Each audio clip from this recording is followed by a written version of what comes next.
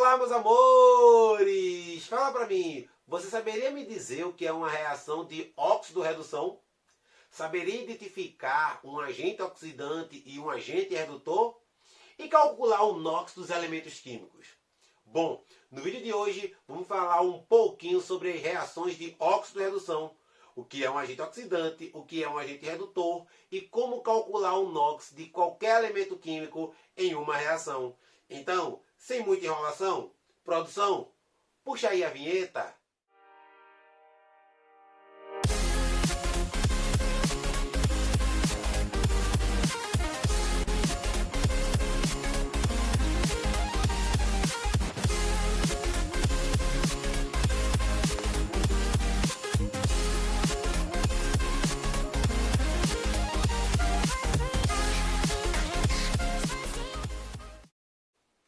Então, uma reação de óxido-redução é aquela reação que vai ocorrer transferência de elétrons. E para isso poder ocorrer, tem que acontecer simultaneamente um processo de oxidação e um processo de redução. E aí vem a nossa primeira dica. Quando é que ocorre uma oxidação? Eu vou ter uma oxidação toda vez que um elemento químico está doando elétron, está dando elétron. Por sua vez, eu vou ter o processo de redução toda vez que o meu elemento químico está recebendo elétron. É claro que vale lembrar que o elétron tem carga negativa. E se tu dá algo negativo, tu tende a ficar positivo. Da mesma maneira ocorre quando alguém recebe um elétron. Se um elemento químico recebe um elétron, ele recebe uma partícula negativa, então ele tende a ficar mais negativo. E aí vem uma outra dica bacana. Toda vez que o elemento químico sofre oxidação, ele tende a ficar mais positivo. Então, quimicamente falando, o seu NOx, que é o número de oxidação, essas cargas que eu vou ter aqui em cima, ela vai tender a aumentar. Por sua vez, se o elemento químico sofre redução, ele recebe elétron, ele recebe partícula negativa. Então, o seu NOx ele vai tender a diminuir. Para ficar fácil a gente poder entender isso aqui, acompanha comigo aqui, essa reaçãozinha química que eu tenho aqui. Eu tenho um elemento X com a carga igual a zero, com o NOx igual a zero. Um outro elemento Y com o NOx também igual a zero. E após a sua reação, eu tive X mais 2 e Y menos 2. Vê se tu consegue ver o que eu vejo e o que a ciência pede que tu veja. O oxigênio aqui, estava em zero e passou para mais 2.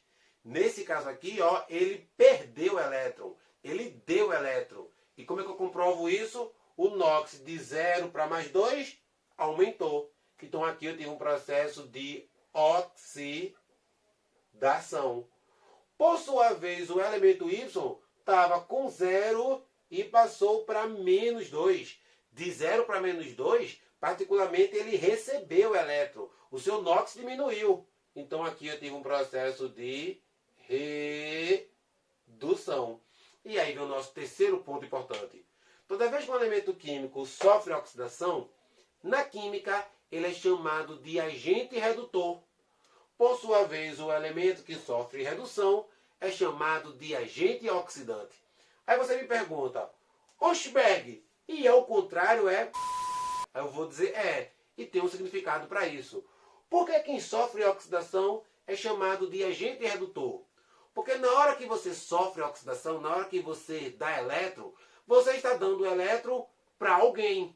Então você está fazendo com que aquele alguém se reduza. Então você é chamado de agente redutor, porque você provoca a redução em alguém. Do mesmo modo ocorre com quem sofre redução. Quem sofre redução está ganhando o elétron de alguém. Então está fazendo com que alguém se oxide. Então quem sofre redução é chamado de agente oxidante, porque está provocando a oxidação em alguém. Lembrando, se você chegou até aqui, está gostando do vídeo, não esquece de dar aquela curtida. E se ainda não é inscrito no canal, se inscreve e ativa também os sininhos da notificação para que toda vez que tenha vídeo novo, você possa receber esse vídeo, belezinha? Não perde não! E aí, meus amores, qual é o nosso outro ponto importante sobre óxido-redução? É a determinação do NOx dos elementos químicos. Alguns vestibulares, ele pode te dar a questão com o NOx já pré-determinado, mas outros vestibulares pode vir aquela madrasta da Branca de Neve que quer te dar a maçã envenenada. E aí, para tu poder desviar desse veneno, tu tem que saber calcular e determinar o NOx de cada elemento químico. E aí vem um ponto interessante. Quando falamos de determinação de NOx, vamos ter particularmente 3 regras básicas para determinar o NOx de qualquer elemento químico para os vestibulares. Primeira regra, e para mim a mais importante: toda e qualquer substância simples sempre terá o NOx igual a zero. Anota aí, não esquece isso não, viu? Toda e qualquer substância simples sempre terá o NOx igual a zero. Seja ela monoatômica, diatômica, triatômica, formado por metais ou por ametais, toda substância simples terá o NOx igual a zero. A segunda regra, por sua vez, ela fala que alguns elementos químicos, na forma de substância composta, terá por sua vez o seu NOx fixo. E aí quais são os elementos? Primeira família, família 1A, os metais alcalinos. Todos os metais alcalinos, na forma de substância composta, terá o seu NOx igual a mais 1. Essa mesma regra se aplica aos elementos da família 2A, os metais alcalinos terrosos. Todos terão o NOx igual a mais 2. Se você quiser, deixa aí no comentário, eu posso explicar por que é que eles ficam com essa carga pré-definida. Isso vai estar a ver com a regra do octeto. Quer que eu faça um vídeo falando sobre isso? Deixa aí nos comentários. A próxima família também, que vai ter o NOx pré-definido, são os elementos da família 6A, os calcogênios, que quase sempre vai ser igual a menos 2. Essa mesma regra também se aplica aos elementos da família 7A, os halogênios, que quase sempre vai ser igual a menos 1. Por que quase sempre? Porque no caso da família 6A e da família 7A, eles só vão ter esses NOx definidos quando estiverem na forma de elemento mais eletronegativo. Se por sua vez, no composto químico, ele não for o elemento mais eletronegativo, ele não obedece esse NOxzinho aqui. Belezinha? Além desses elementos, eu vou ter também alumínio, que vai ter o NOx mais 3, o zinco, que vai ter o NOx mais 2, a prata, que vai ter o NOx mais 1. Além desses, também vou ter o hidrogênio, que vai ter o NOx quase sempre igual a mais 1. Eu posso ter uma pequena exceção quando o hidrogênio está na forma de haleto metálico, que passa a ter a carga igual a menos 1. E o oxigênio, que é quase sempre menos 2, exceto na forma de peróxido, na forma de superóxido ou quando ligado a um elemento mais eletronegativo do que ele, né? No caso do flúor, que é da família 7A. Nesse caso especial, o oxigênio passa a ter a carga igual a mais 2. E como terceira e última regra, vamos ter a seguinte definição: o somatório de todos os NOx vai ser igual a zero. Ou, na forma de íon, o somatório de todos os NOx vai ser igual à carga do íon. Bora ver aqui um exemplo para ficar mais fácil de memorizar? Acompanha aqui comigo. Ó. Eu tenho o nosso ácido carbônico, que é formado por hidrogênio, carbono e oxigênio. O hidrogênio, nessas condições, vai ter a carga igual a mais 1. Por sua vez, o oxigênio vai ter a carga igual a menos 2.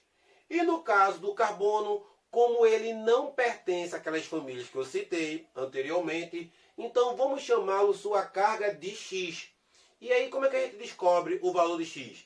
Matematicamente eu vou ter aqui, ó, 2 vezes mais 1, que é a quantidade de hidrogênio vezes a carga do hidrogênio, mais X, mais 3 vezes menos 2, que é a quantidade de oxigênio vezes a carga do oxigênio.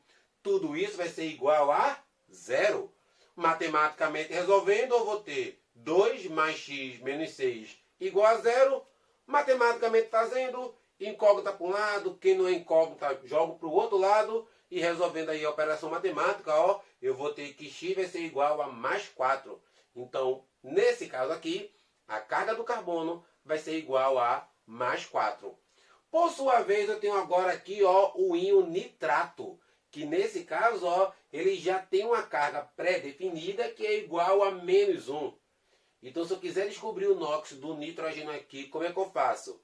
O somatório de todos os NOx vai ser igual ao valor da carga, vai ser igual a menos 1.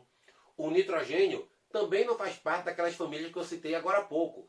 Então, eu vou chamá-lo só a cargazinha de X. O oxigênio, por sua vez, é igual a menos 2. Então, eu vou ter aqui, ó, X mais 3 vezes menos 2, que é a quantidade de oxigênio vezes a carga do oxigênio, igual a menos 1, que é o valor do íon. Resolvendo isso aqui matematicamente, x menos 6 é igual a menos 1, x então vai ser igual a mais 5. É claro que vale lembrar que esses elementos químicos aqui, gente, eles não têm uma carga pré-definida, porque eles têm muita exceção à regra. Então, colocar os elementos da família 3A, 4A e 5A e determinar o NOx dele, eu teria muita exceção à regra. E por esse motivo é que esses elementos não fazem parte da nossa segunda regra. Belezinha? Se gostou desse vídeo, não esquece de curtir, de comentar e de compartilhar aí para aquele seu amigo que vai fazer vestibular. Para vocês aí, um beijo enorme, bons estudos e até mais. Valeu!